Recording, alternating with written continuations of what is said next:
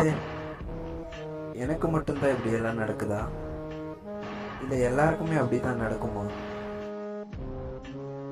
அந்த பணம் என்கிட்ட இருந்திருந்தா கண்டிப்பாக நான் எங்கள் அப்பாவை காப்பாற்றிருப்பேன்.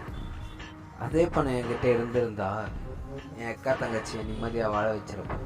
எங்கள் அம்மாவையும் நிம்மதியாக வாழ வைப்பேன். கண்டிப்பாக இல்லாதவங்களுக்கெல்லாம் கொடுத்து உதவி இருப்பேன். கடவுள் ஏன் இப்படி படைச்சாருன்னு எனக்கே புரியல. நம்மளை பெற்று வளர்த்து படிக்க வச்சு ஆளாக்கி அழகு பார்த்தா நம்ம அப்பா அம்மாவுடைய கஷ்ட நஷ்டம் எந்த பசங்களுக்கும் தெரியறதில்ல. நானும் அப்படி தான் இருந்தேன் இப்போ இல்லை.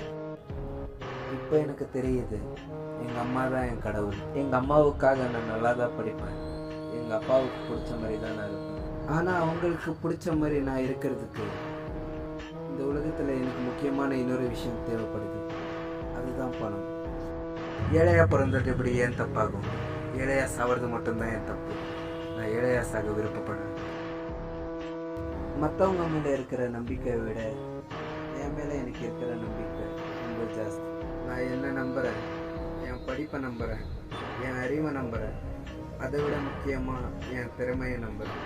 இந்த பெரிய உலகத்தில் வாய்ப்பு கிடைக்கிறது ரொம்ப கஷ்டம். வாய்ப்பை தேடுறதை விட நானாக உருவாக்கிடுறேன். என்னால் அது முடியும். என்னை விட அது உங்களுக்கு நல்லாவே தெரியும்.